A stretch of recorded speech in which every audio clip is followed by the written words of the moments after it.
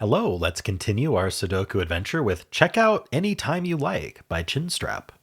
So, this begins our June theme week. We'll be doing 7 puzzles, plus maybe more if we have overflow, in a row that are all irregular Sudoku. So, if you thought it was going to be a numbered room theme, you guessed wrong. It's irregular themed. So, irregular Sudoku is when you still have your Latin square, you still have rows and columns that can't repeat. But instead of having the normal boxes, we have these irregular regions. There's always going to be 6 of them. There'll always be 6 in size each, and we have 1 to 6 once each in them. So just think about it as like instead of having normal boxes, we have kind of weird stretchy boxes. The only rule is that they have to be connected to each other. We can't say that this is part of like these are the same region. We don't do that. All right, so every puzzle will be like that, but with some other constraint with it. And this is numbered rooms. So the way numbered rooms work is whatever digit is next to the clue that's outside the grid, like if this was a 3, that tells you, hey, count 3. 1, 2, 3. Place that digit there. Place a 6 there. If this was 4, we'd be placing a 6 there. If this was 5, we'd be placing a 6 there. And that's it. Those are the rules. There's a link in the description if you'd like to try the puzzle yourself. And I'm going to get started right now. Okay, so there's a few rules about numbered rooms, and we can just speak generally because these are all 6s. First of all, you can never put a 1 next to the clue unless it's a 1. But these are all not 1, so it's fine. We can't put a 1 next to a 6 because it says put a 6 in that spot, right? So that's not going to work. If there's a 1 there, there's a 1 there. There's not also a 6 there. You also can't put itself next to itself because a 6 here says count 6 over and place a 6, which is going to be 2 6s in the row. So no 1s or 6s go in any of these cells for what it's worth. With irregular, you often want to look for geometry deductions. So for example, this column versus this region here. Where do these 2 cells go? If I call them green, where do the 2 green digits go in this column? Well, they can't repeat in its region, but they have to go in the column somewhere. So they go here. So these 2 digits are the same as these 2 digits.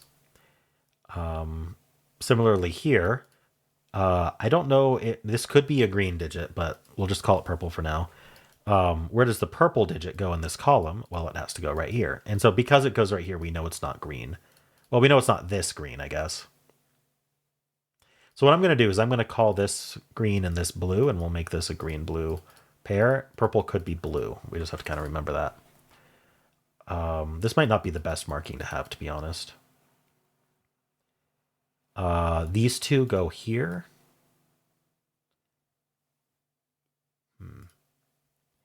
So how does this apply to our numbered rooms exactly?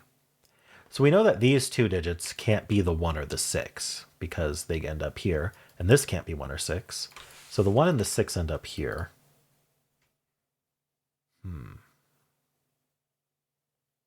If this was... Okay, the other thing is we can't put 6s on the other end of clues.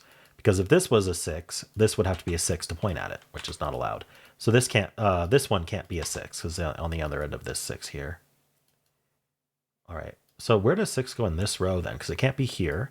And it can't be here because of that 6 down there. And it can't be here. So 6 ends up in one of these 3. It's tempting to mark that. Maybe I will.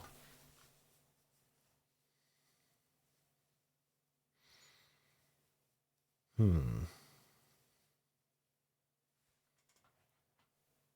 there any other obvious geometry deductions here? These 2 are the same as these 2. Maybe I don't want these colors. I'll keep the purple. These being the same digit seems important, but... So in this row, 6 isn't here or here. 6 isn't here or here. 6 isn't here or here. So actually, we've got an X-wing on 6s here because in this column, 6 is one of these 2, and in this column, 6 is one of these 2. And so those are the 2 6s for these rows. So none of these can be 6. So that means this one's not a 3, I suppose. So these aren't 6. Does that significantly affect... Okay, so In this sort of C-shaped region here, the 6 is one of these two. Now, if this was the 6, so for this region, if this was the 6, then this is also 6, making this a 2. If this is not the 6, the region needs a 6, it's going to end up here, and this is going to be a 3. So this is 2 or 3 only. 6 is one of these two for the row. Now, if this is 6, this ends up 6, and this ends up being a 5, for what it's worth. A 6 here makes this a 2. I don't know. If this is 6, this is 6, and that is 6. Not that it matters. What about this region here? So we know do we know the 6 isn't one of these two? I don't think so. Actually, we do. These aren't 6. Right, this row is going to put 6 here or here. So these aren't 6, these aren't 6, so the 6 is placed here, and that gives us the 3. Right, well, actually we know because of these two 6s, we know that this is either a 2 or a 5. Okay.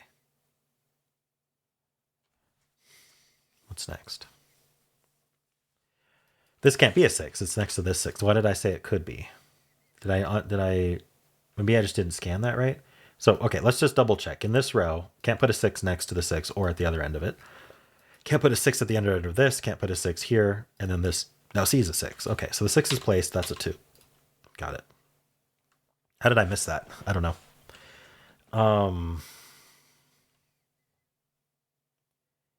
Is there anything else like that? I mean, these 3 aren't 6. Yeah, we know they're down here. I feel like placing the 6s is key. We know that one of these two is a 2.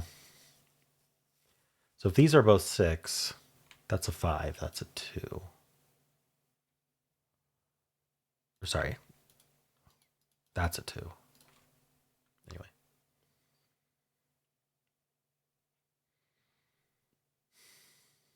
Two is one of these two. It's where it goes in the region.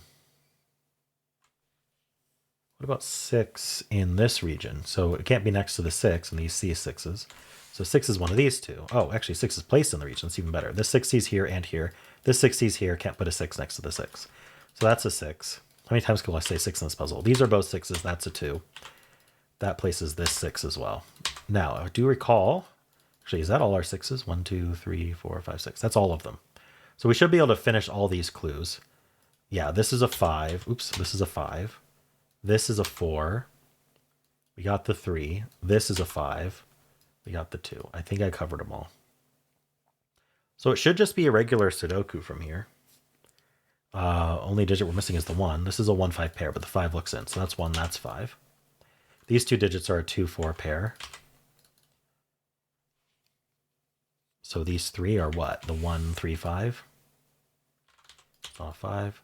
The rest of this box is 1, 3, 5. This can't be 3 or 5. So use the 3 and the 5. So that's a 1. Removing 1 from these two.